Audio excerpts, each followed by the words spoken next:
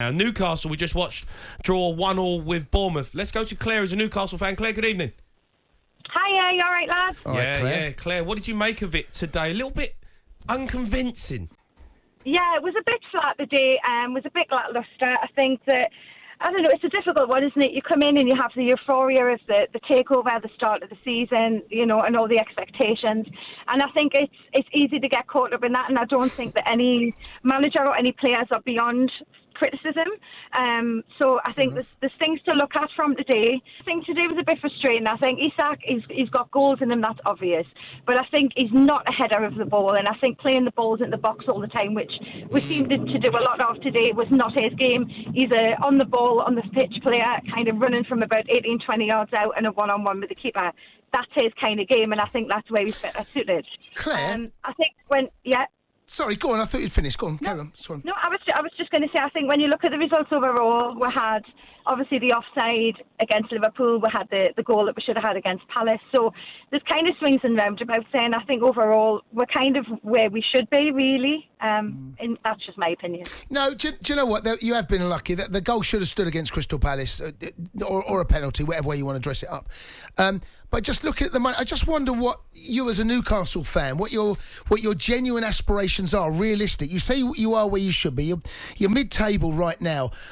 I don't think that keeps Eddie Howe in a job. I think top half is an absolute minimum requirement. £200 million spent since the new owners have come in. And that's the sort of money that you're thinking we need to be in and around. I would have said 7th, 8th, absolute minimum again. Top half. I just wonder what you think. I totally agree. I think come May, when the season's over, I think there's a long way to go in between now and then. There's sides that are going to fall by the wayside who've maybe had a fantastic start.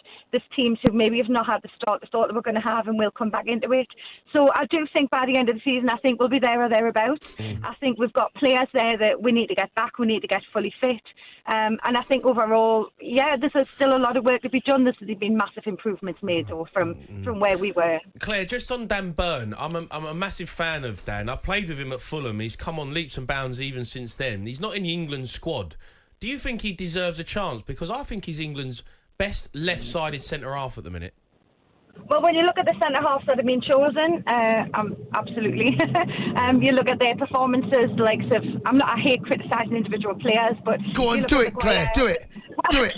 Do it. But you look at Maguire, the performances he's had, he gets turned every time, and he's just awful. And he's on the bench, and I think, Dan's there, putting the hours in, week out, getting good performances, and doesn't get a look at. And I think it's kind of indicative of the England manager to pick players from the top 6, even though they're not good enough. So, very good call, Claire. Yeah, brilliant call, Claire. And I like Dan Burn. I think he's a good centre-half. Is he international quality? Yes. Why you don't know until you give him the chance. You don't know. I'm not. You're not convinced. I don't know whether he's that level. Look, I don't disagree with what Claire said about Maguire, and I don't think too many people that watch football would say anything different. But we go back to what we've been saying about Southgate, Jay. You and I spoke about it in the week. He trusts him and he likes him. I'm not sure about Newcastle this season so far. I'm not convinced.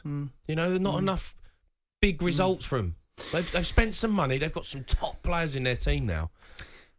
Yeah, they need to be pushing on. Well, Europe's got to be the aim. Right now, this is probably. Claire just said it. It's where they should be or where they deserve to be. Yeah, I understand that. Look at the teams that are above them: City, Arsenal, Spurs, Brighton. Okay, we'll see what happens after Potter leaves. Man United, the Fulham are the big surprise so far this season. Chelsea above them, Liverpool above them. Yeah. So all of the teams that I've just mentioned, you would expect, other than Fulham, other than Brighton, and also Brentford. Brentford. So there should be about 7th, 8th, 6th, 7th, something like that, 8th. Yeah. So they're not a million miles away. They're only 1 point off Liverpool right now. Oh, they played a game more. So yeah, look, we'll see. The coming weeks, going into this international break, they've got to get themselves higher up the table.